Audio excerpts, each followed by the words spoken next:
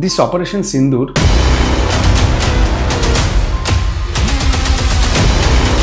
has given a message loud and clear to the entire world that we'll go to any extent to ensure security and safety of our nation. You will understand the problem if you understand the fact that Pakistan is not a nation.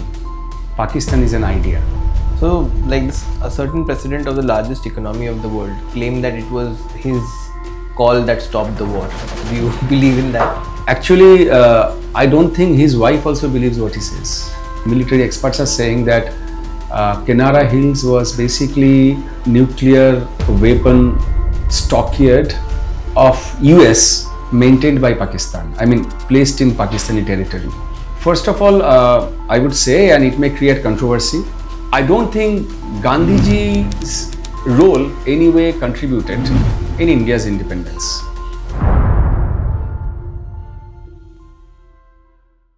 Hi, so today I am talking to my namesake, Joydeep Sen, and we'll be talking about geopolitics, we'll be talking about social cohesion, we'll be talking about the art of warfare and perhaps a little bit of history. So, welcome to the show, and I hope we can get some great content today. Thank you very much. I'm really delighted to be here. So, I'll start with my first question. So, we are living in a country with 140 crore plus population. Yes. It's the largest population in the world. Do you think that sometimes we claim that India is a diverse country, India is a secular country, and we are very proud of that. It's the largest democracy. Do you think sometimes that can be a weakness? Diversity is an expression which has a huge scope, huge expanse, so far meaning is concerned. Now, you have to understand the contextual background of diversity which we discuss. In India, whether we have a problem with diversity or not, to understand that, you have to understand what sort of diversity we think we are living in. See, diversity is essentially requisite for human progress of civilization. And to give an illustration, when something which is an antithesis to that diversity, which is contrary to the core principle of diversity, if that is sought to be accommodated in the name of diversity, then that sort of diversity becomes self-destructive. For example? I give you an analogy. Suppose we 5 people are sitting in this room, 4 or 5 people are sitting in this room. We are from different family background, maybe we are from different linguistic background, different socio-economic background, different gender. But we have come here for a common purpose, to have a discussion. Now, a person who is a lunatic or a psychopath comes in this room. He says, I don't want any discussion, whoever discusses anything, I will chop him off. Now, we cannot accommodate, he is also a diverse creature, another species into the room. Right. But if we accommodate that person, that lunatic, then the whole concept of diversity will be destroyed. Right. So, in a nutshell, what I wanted to say is, everything has its own checks and balances. Right. And what are your thoughts on secularism? Secularism, if you take it on a literal sense, it is divorce of theology from statecraft. But when we talk about secularism in our country, I don't think we practice secularism. What we practice, and as a constitutional mandate, unfortunately it is a constitutional mandate, or rather you can say our constitution has come to be interpreted in that way, that in India secularism leads to reverse discrimination against the majority community. I will be more precise, it is against the Hindus. Okay. In India what happens is the secularism is a two-way traffic. But the whole responsibility of bearing the burden is thrust upon the Hindus. And why do you say so? I give you an example. Since I mentioned constitution, I give you one example from the constitution itself. According to our constitution and the laws framed in terms of our constitution. I am a Hindu. If I start a school or a college, I cannot teach Gita there. I cannot teach Ramayana there. Okay. But a minority institution can teach Bible, can teach Quran. So, secularism in our country is a war against Hindu culture and Hindu traditions. We are, by the weapon of secularism, the way it is practiced in India, the Hindus, the generations of Hindus are being cut off, separated from their traditional roots, from their civilizational roots. So, about the renaming of a lot of places, also removing, say, for example, a lot of roads and buildings who had, say, Christian names, or not rather Christian names, but British names. Yeah. Versus compared to a lot of roads, especially in Delhi, which had Muslim names, or for example, Allahabad being named as Prayagraj. Yes. What is your opinion on, say, renaming of these roads and these institutions? Is it even necessary? I would say necessary, and I'll explain why it is necessary later. First of all, I would say I support this arrangement. Okay. What is going on now? Allahabad is renamed as Prayagraj. I would rather say the original name of the place is revived. It was Prayagraj. After Islamic invasion, it was named Allahabad. Okay. And sometimes renaming, sometimes certain names bears the memory, or what should I say, the brunt of slavery, subjugation. I give you an example. You heard of the name of the stadium, which has now changed. It was Firoz Shah Kotla. That is the Delhi cricket stadium. Yeah. Now, Firoz Shah Kotla is named after Firoz Shah Tughlaq, who was one of the nastiest Islamic ruler in India. And he, in his own autobiography, Tarikh-e-Firoz Shahi, has very proudly written number of genocides he has committed and atrocities he has committed on Hindu subjects. Now, he is named. There was a road in the name of Aurangzeb. Okay. Yeah. We have stretched our secularism to such an extent that we are naming our roads in the name of the worst tyrant of the Mughal dynasty. And then I'm sure then you'll also agree on the fact, or I think you'll be supportive of the fact that, you know, a lot of Mughal details or about the Mughal kingdom is being also removed from textbooks. I don't support this move of this government, but for a different reason. When I was, since you are much younger to me, you may not have read that, but when I was a schoolboy, our history book was 70% occupied by Mughals. Now, we were given an impression as if we were uncivilized people. Mughal came here, increased our GDP, made us civilized, made us developed. Now, the present government in the center, they are reducing chapters on Mughals and introducing lot of Indian dynasties who have ruled for a larger period than Mughals, like Chola dynasty, Chalukya dynasty. But I am opposing it on a different context. Forgetting history is very dangerous because history repeats. Right. Now, if I had been in charge, I would have incorporated what the Mughals exactly did to us. That should have been taught to our children. What the Mughals, who have been glorified by the erstwhile dispensation, what they actually did to us. Saving 30-35 years, Hindus had to pay Jizya under Mughal rule. Yeah.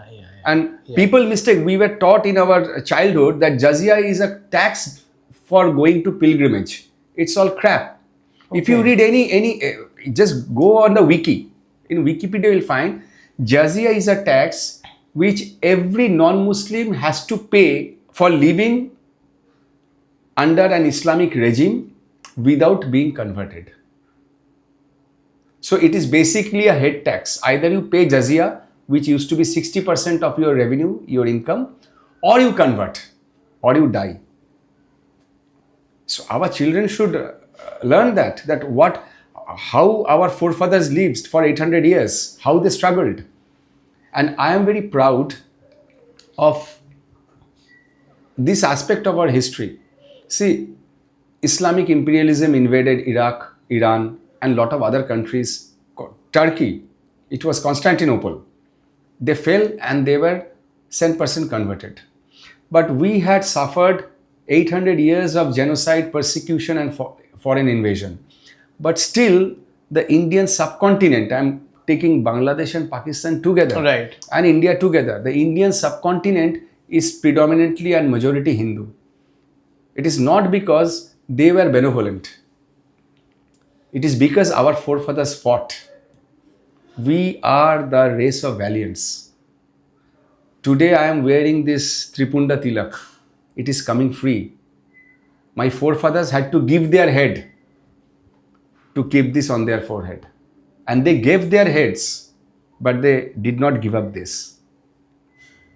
We have a proud legacy of valor and resistance. Our next generation should be taught that.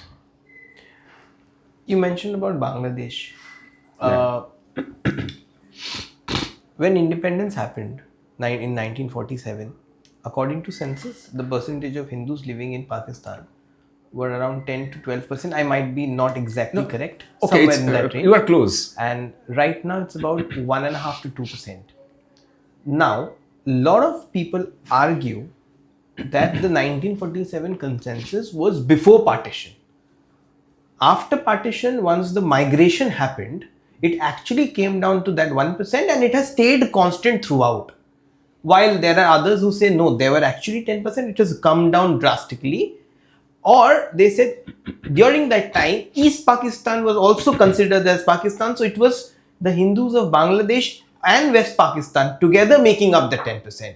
And actual, there hasn't been any significant decrease. So what is your opinion on this? No, that data, whoever is saying that data is wrong, because after independence, so, Pakistan and India became independent one after another on 14th August and 15th August, same year.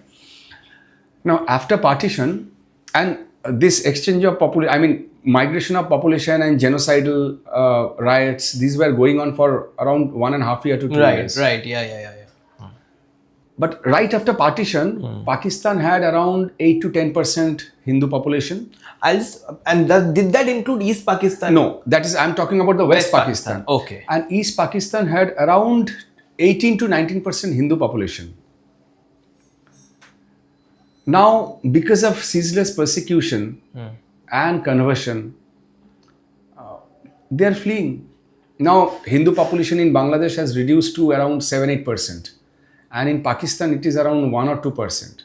I give you an interesting fact about East Pakistan and West Pakistan. In West Pakistan, there's a huge freedom movement for Balochistan freedom movement. Yeah. One of the founding fathers of Balochistan freedom movement was a Hindu, Jatan Das Baloch. He was picked up by Pakistan army and he was never found again.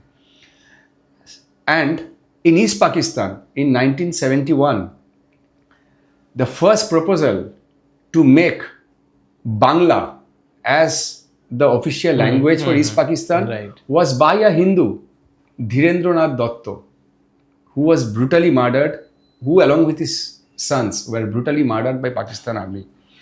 And in today's Bangladesh, there Dhirendranath Dotto's house is ravaged. College in his mother's name has been changed. A couple of days back, I was seeing that from a college building or an institutional building, the fresco of Pakistan surrendering to General Aurora, that famous picture. Yeah. That was a fresco was there on the wall of outer wall of an institution that is being broken. The video was quite viral. So, why do you think this shift happened in Bangladesh? Because during 1971, when Indira Gandhi lent out her full support to Bangladesh for an independent nation, and the Pakistani army had done a lot of atrocities to its people, to especially the women. Even the children were not spared.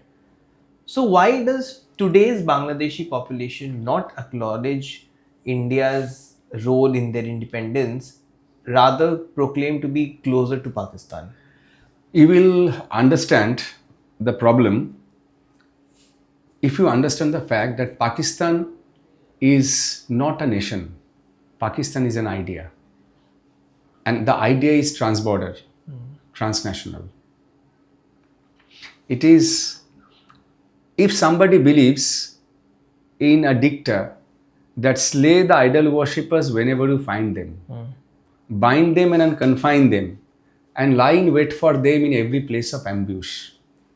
If somebody believes it, either in eastern part of India or western part of India or any part of the world, he will behave in the same manner. So it is the mindset. It has nothing to do with how 4,000 Indian soldiers sacrificed their lives for liberating Bangladesh. It doesn't matter to them. Bangladesh and Pakistan has separated officially in terms of borders, in terms of administration. But the culture is same, the mindset is same. Ideology is same. So why does this happen? Like for the Indians and Pakistanis living in foreign shores, for example, say UAE or UK or USA, there is a different kind of bonding. There's no animosity out there. And there are multiple, maybe there'll be 10 great friendships, maybe one not such great friendship. Whereas the people who are actually living in India and Pakistan don't echo that same feeling. See, I have studied abroad.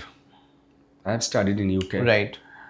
I have seen some sort of exchange between Indian and Pakistanis. That was only an arrangement of convenience. Okay. Because we are Asians, for the Gore Admi, they didn't used to distinguish that time. Right. We were all Kala Admi from Asia. Right. So there was a bonhomie, and which was a strategic or say arrangement of convenience, a friendship of convenience. But there, that sort of friendship and bonhomie as you are talking about, it can be found only in Jhumpa Lahiri's book, or Indian cricket team and Pakistani cricket team members chit-chatting. But in reality... So you think that that's not real? It doesn't. Nowadays, there's a place called Bradford. Nowadays, a Goda, I mean a British white British, is scared to go to that place in certain areas of Bradford. Likewise, a Sardar or a Mona Punjabi in UK or any Hindu in UK, they are equally scared to go to that place. Why? As I said, it is a difference of civilization, difference of mindset. What do you think was the psychological impact of Operation Sindhur? Impact on India, or you say impact on Pakistan? Impact internationally. It was a paradigm shift in India's defense policy.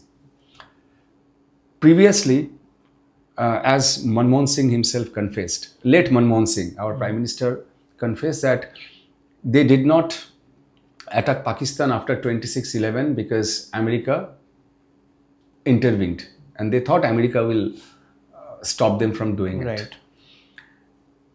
This Operation Sindhur has given a message loud and clear to the entire world that we'll go to any extent to ensure security and safety of our nation, and we care a fig about whatever the international community says or thinks, because we are 1/5 of the world population, and we are the biggest market and one of the biggest military powers in the world.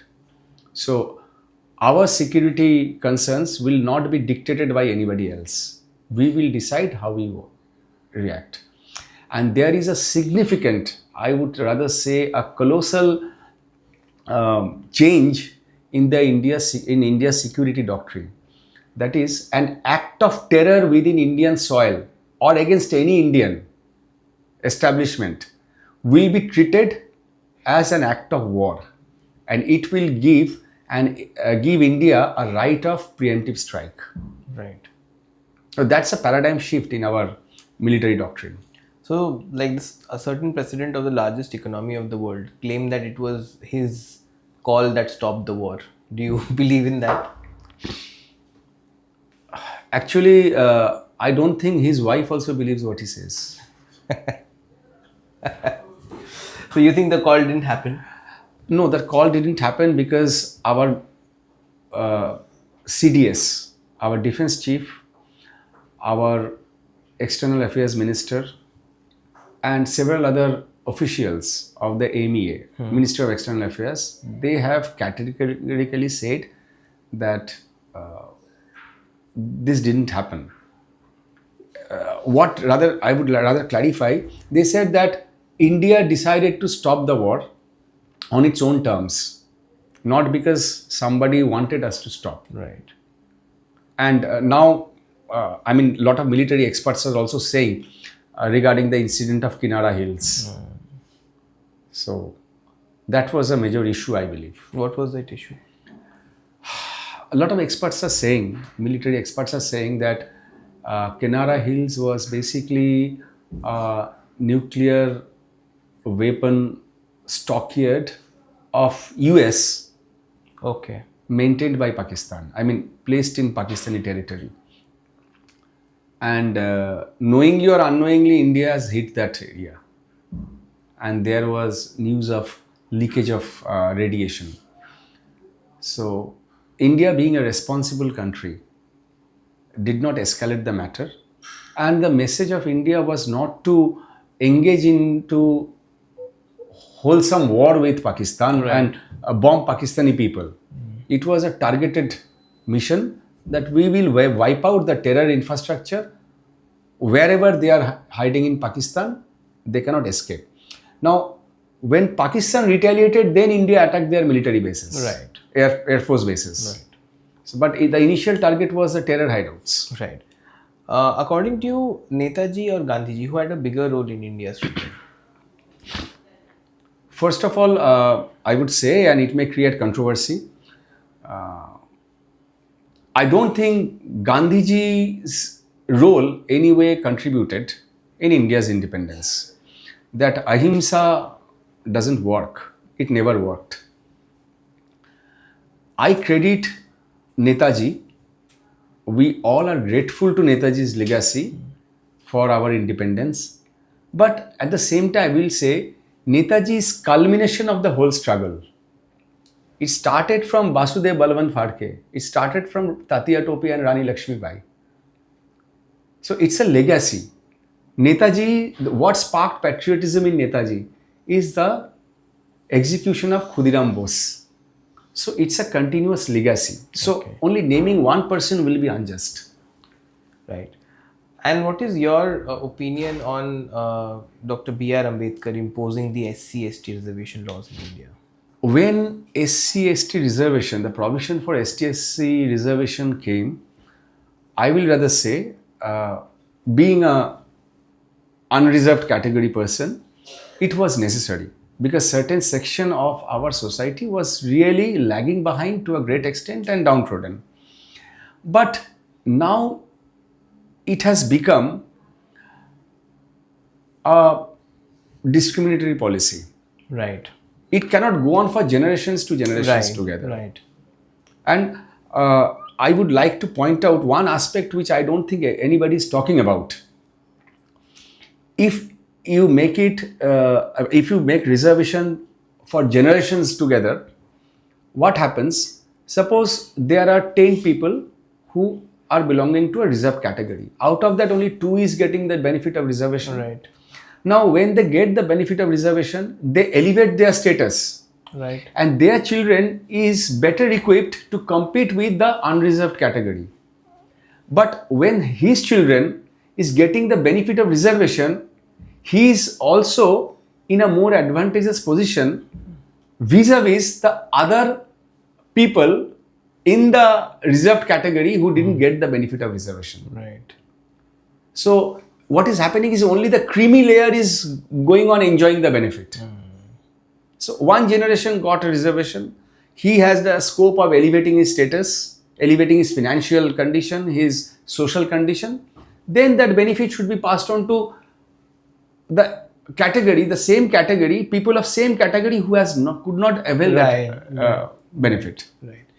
And to conclude this podcast, how do you personally see Hinduism? It's our civilization. See what mistake we make by saying Hinduism. Hinduism is a civilization. It is not an ism like communism, Marxism, leftism, conservatism. It is a civilization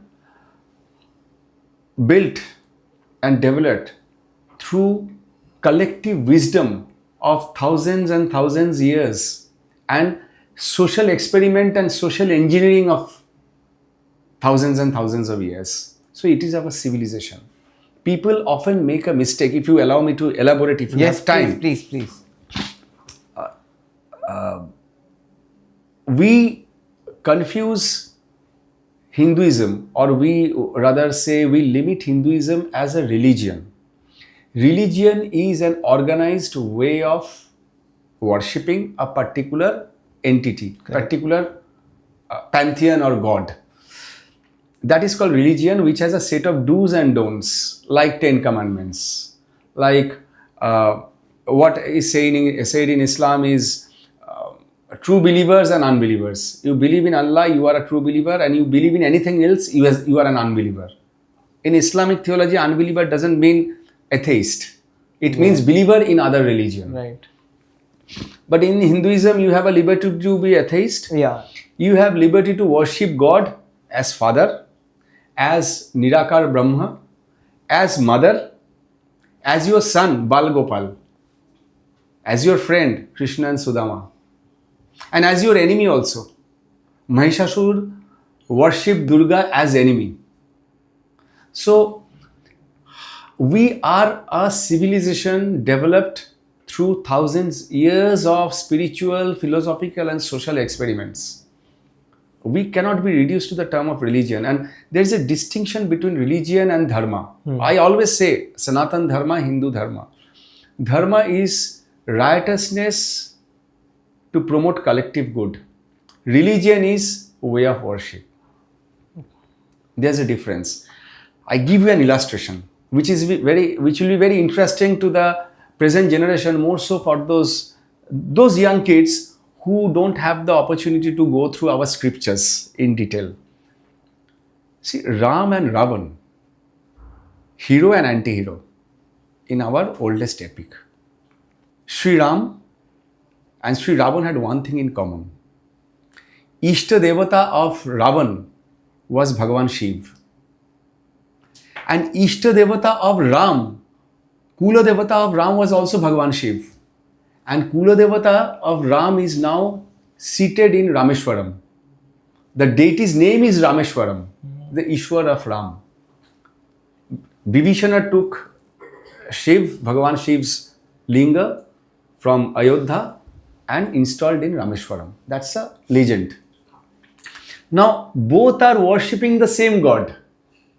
Even Ravan has been favored more by Bhagavan Shiv, because the sword Ravan used to use, Chandrahas, was given by Bhagavan Shiv.